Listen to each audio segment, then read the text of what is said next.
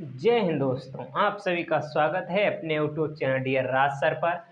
देखो, आज के इस वीडियो में हम घात वाले जो क्वेश्चन होते हैं कि हम घात किस तरीके से लगा सकते हैं कि घात की गुणा, जैसे किसी की गुणा दी हुई है, अगर घात गुणे में दी हुई तो उसे हम किस तरीके से सॉल्व कर सकते हैं, किस तरीके से घात माइनस हो जाती है। तो इस वीडियो में आज हमें सीखेंगे। तो हमारे पास पहला क्वेश्चन दिया हुआ है।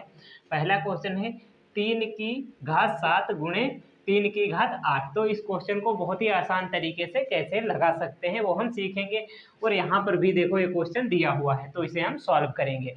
यदि आपको ये वीडियो अच्छा लगे तो लाइक करना और चैनल को सब्सक्राइब करना और ज़्यादा से ज़्यादा शेयर करना और वीडियो में अंत तक बने रहना। आपको ये वीडियो बहुत ही शानदार तरीके से मैं बताऊंगा और आपको ये क्वेश्चन बहुत ही शानदार तरीके से समझ में आ जाएंगे। तो देखो, पहले क्वेश्चन की यदि हम बात करें तो देखो, ये जो आधार, जो अगर आधार सेम है, यदि उनकी घात कुछ दी हुई है, आधार सेम है तो गुणा में घात जो है वो जुड़ जाती है। किस तरीके से घात जुड़ेगी? देखो, आधार इसका सेम है तो एक बार में लिख लेंगे। तो 3 को हम उठाकर एक बार में लिख लेते हैं। ओके, हमने 3 को उठाकर एक बार में लिख लिया।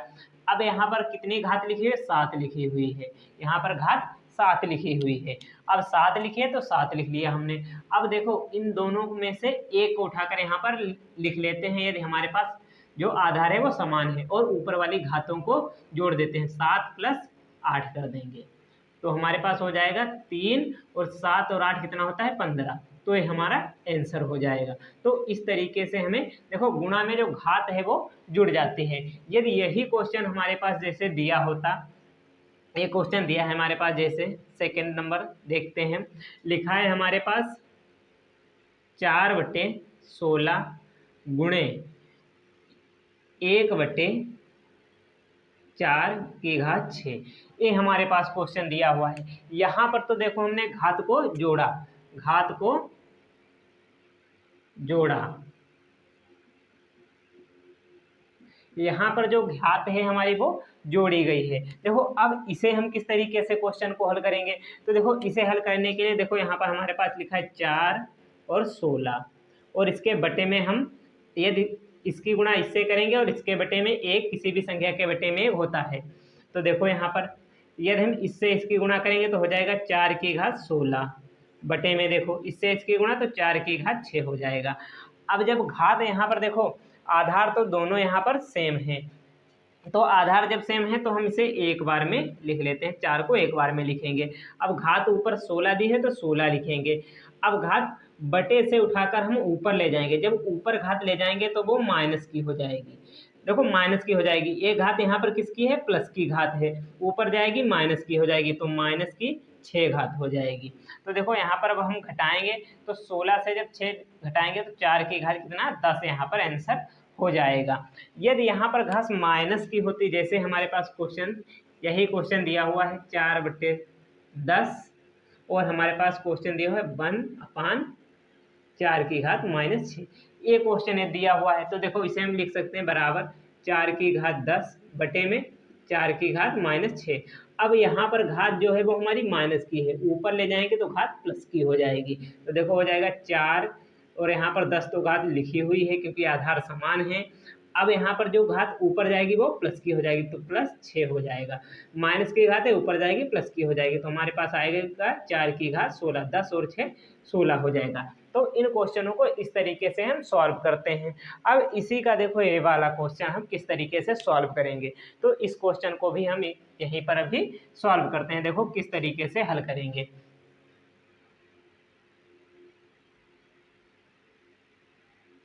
तो देखो, हमारे पास क्वेश्चन दिया हुआ है 3/4 की घात 2 गुणे मझला ब्रैकेट और छोटे ब्रैकेट में लिखा हुआ है 3/4 की घात 10 भाग 3/4 की घात 8। देखो, आधार जो है वो सब में समान दिया हुआ है। तो देखो, बोर्ड मास नियम के हिसाब से हम पहले मझले ब्रैकेट को हल करेंगे। देखो, बोर्ड मास नियम में क्या होता है, तो पहले हम यहाँ पर रेखा कोष्ठक, फिर मझला रेखा कोष्ठक, फिर छोटा कोष्ठक, फिर हम मझला कोष्ठक और उसके बाद बड़ा कोष्ठक, इस साइड से हल करना स्टार्ट करते हैं। तो इस साइड से हल करेंगे। तो यहाँ पर देखो, मझला कोष्ठक दिया हुआ है। मंझला कोष्ठक दिया हुआ है। तो इस वाले को हम हल करेंगे पहले। देखो यहाँ पर तो ब्रैकेट में दिया हुआ है, गुणा लगा हुआ है, तो इसे हम हल कर लेते हैं अंदर, फिर इसे हल करेंगे। तो देखो बराबर, यहाँ पर इसे यदि हल करें तो 3/4 की घात 2 हो जाएगी। यदि इसे तोड़ कर लिखो तो इसकी भी घात 2 और इसकी भी घात 2।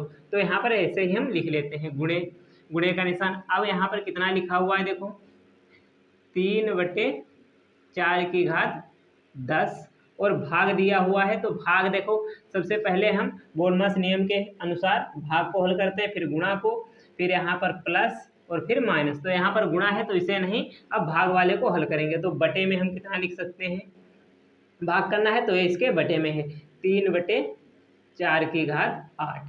देखो बहुत ही आसान तरीके से हो जाएगा आप लोगों से।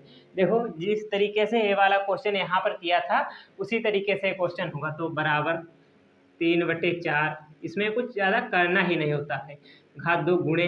अब यहाँ पर देखो क्या करें, देखो आधार समान है, आधार समान एक बार में लिखेंगे। आधार समान है हमारा, तो यहाँ पर हम एक बार में 3/4 लिख लेंगे। 3/4 हमने लिख लिया, आधार समान है। अब देखो यहाँ पर घात, देखो ऊपर वाली घात हम 10 लिख लेते हैं। यहाँ पर घात काहे की है, प्लस की है, ऊपर जाएगी काहे की हो जाएगी, माइनस की हो जाएगी। तो घात माइनस की हो जाएगी, तो -8।